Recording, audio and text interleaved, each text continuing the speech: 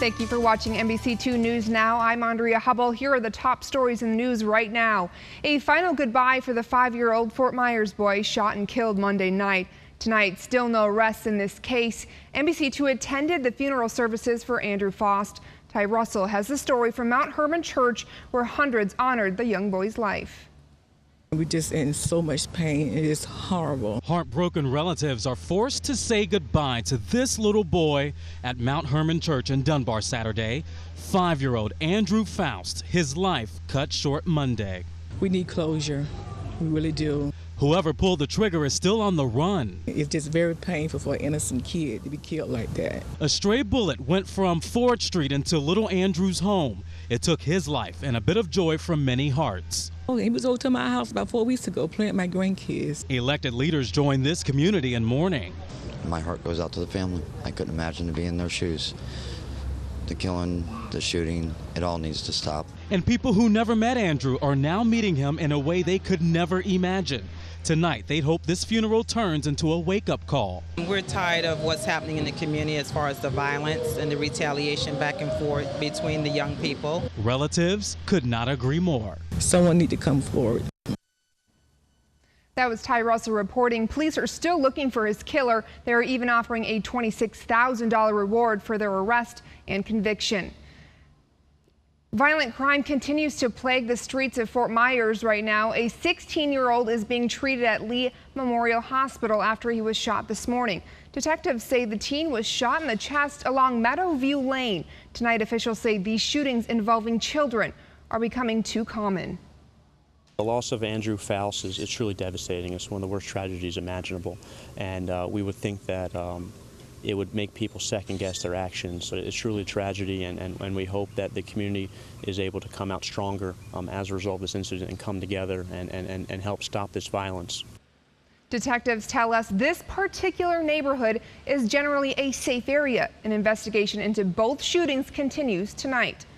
A day after naming a special Ebola czar, President Obama used his weekly address to discuss what the federal government is doing to combat the virus. First, what we're seeing now is not an outbreak or an epidemic of Ebola in America. As I've said before, fighting this disease will take time. Before this is over, we may see more isolated cases here in America. The CDC is expected to issue new, clearer guidelines for hospitals and healthcare staff regarding how to safely care for a patient with the Ebola virus disease. That's after 2 nurses who treated Thomas Eric Duncan became infected with the virus. After weeks of headlines, medical professionals are fighting a new battle: fear. Some are so afraid of the spread, they're looking to stop travel to areas plagued by the virus. Tonight, NBC2's Lindsay Fry spoke with a Fort Myers woman with family ties to West Africa. It's a virus that's been around nearly 40 years, but for many Americans, Ebola isn't well known. Yeah, they just kind of educated us on what Ebola is. But Yvonne Roberts is all too familiar with the disease. She's from West Africa, where Ebola is a common concern. Everybody's fearful.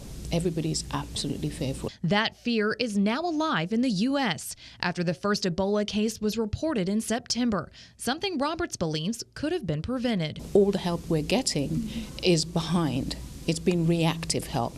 There's been no proactive help. Now, with 2 more cases of Ebola, some areas are taking their own precautions. A college in Texas recently denied 2 Nigerian students. We just felt like it was for the sake of our students. Surprising and upsetting news for Roberts, whose family still lives in West Africa. It saddens me when people flippantly just say that they should stop all traveling to those countries, because to me that's signing a death warrant to all the people in those countries. Roberts believes the U.S. can use this opportunity to help prevent the spread of Ebola both near and far. Maybe now they will wake up. They really will wake up and need, and show and give the help that those countries do need. President Obama says steps are being taken here to ensure the virus doesn't continue to spread. We have designated very clear lines of responsibility in terms of which agencies are responsible for which aspects of this response. Added awareness, Roberts hopes, will make a difference. In Lee County, Lindsay Fry, NBC2. Governor Rick Scott met with CDC officials Friday. He's making sure the state stays ahead of the outbreak, calling on hospitals to establish mandatory Ebola training programs to protect healthcare workers. This training would obviously be improved with updated CDC guidance. We were not waiting on the federal government. State leaders are working to redirect more than $7 million in federal grant funding toward Ebola preparedness efforts. Ebola is a situation we'll continue to follow closely. Stay with NBC2 both on air and online at NBC-2.com for the latest information. Well, a Central Florida woman found her bedroom is rigged with video cameras. A creepy situation for sure. Investigators say the cameras were planted in a smoke detector and another attached to a cable outlet. The homeowner says she was changing the input on her television when a computer screen popped up. It was a live feed of her bedroom. Deputies arrested Armando Perez. Tonight he faces 15 counts of video voyeurism.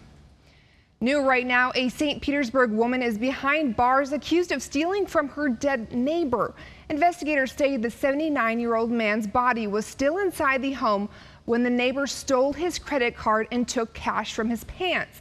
Detectives think the man has been dead for about a month. Neighbors are shocked tonight.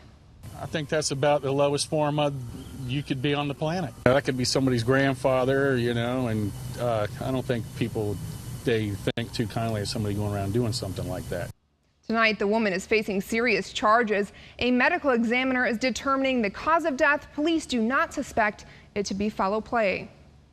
Lee County teachers are expected to get a pay raise, a first since the economy tanked back in 2008. But to be eligible for the raise, teachers must give up their contracts and move to a pay step program. And tonight, that's not sitting well with everyone.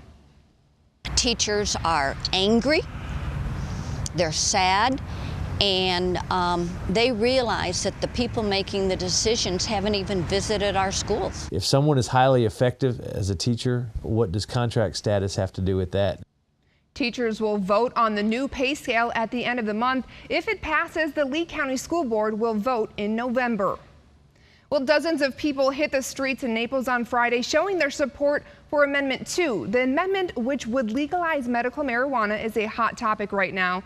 Those who oppose the amendment believe it's written too broadly with too many loopholes. However, supporters tout the benefits. Organizers are planning another rally next Friday. John Morgan will face off against a sheriff and 2 doctors in a debate in Orlando. Thanks for watching NBC2 News Now. I'm Andrea Hubble. Stay connected on air, online, and on the go. Everywhere you are, count on NBC2 first.